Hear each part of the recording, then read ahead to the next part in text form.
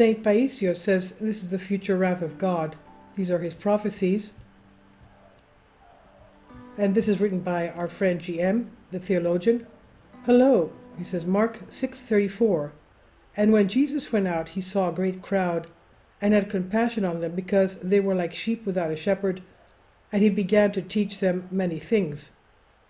Over time, God's people, whether they are called Old Israel or New Israel, are constantly falling, losing God's theory, being cut off and suffering psycho-spiritually, but he continues to exist and to be secretly united with his God.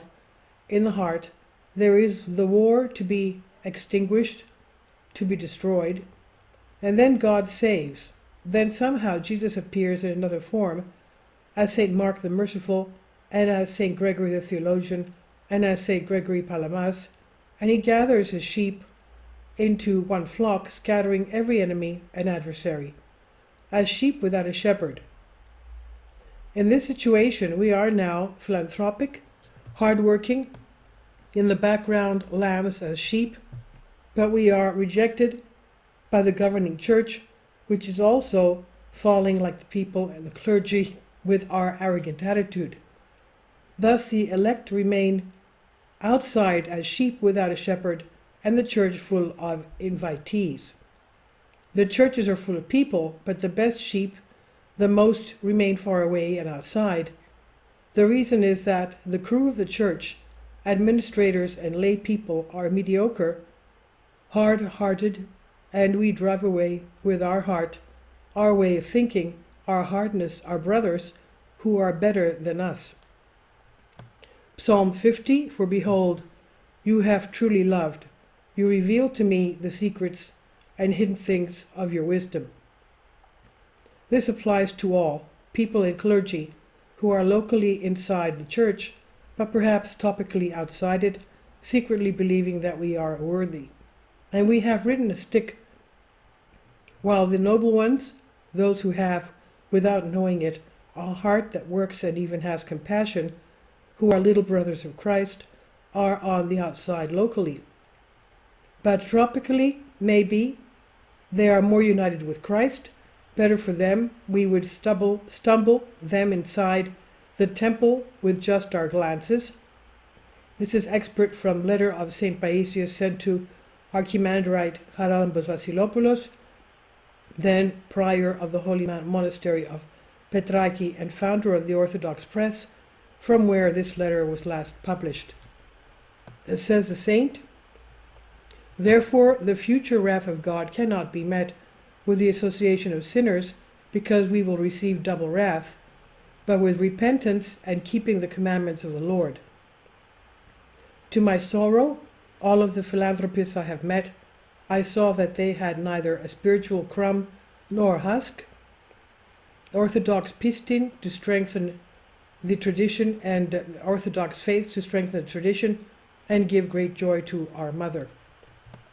Also let us know well that our Orthodox Church does not lack anything.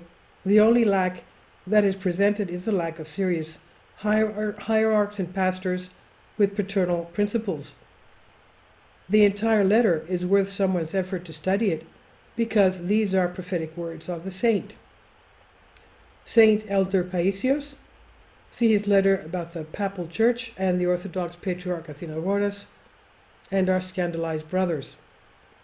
They are outside the church, they are not attracted by the situation, but are repelled by the formality, the superficial affection that hides a cruelty ready to cut like a knife. Anyone who contradicts says something different.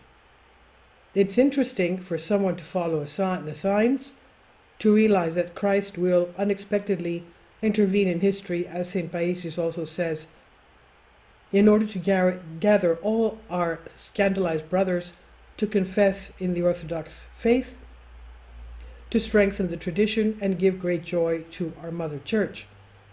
The letter of St. Paisios is not simple findings, but is a prophecy concerning the future of the Church. Let us notice that the saint speaks with certainty about the future wrath of God in order for the Lord to gather and protect all our scandalized brothers and sisters in order to confess the Orthodox faith, to strengthen tradition, and to give great joy to our Mother Church. His entire letter is a prophecy of the past, present, and future. It describes the reasons that will bring the wrath of God upon us, but also the ways we will deal with it when it comes as lightning for the world, but also for each one individually. He who hears, hears. Good enlightenment and beginning of repentance. And this is from our theologian friend GM. I've translated this for you from a Greek article. Please leave your comments, and thank you for your support. Please support my Patreon account. The daily posts are 5 videos daily, and they are totally different from what I have on my YouTube channel. Thank you so much for your support, and that you find all my content so interesting. You'll find the Patreon account details in the description box below.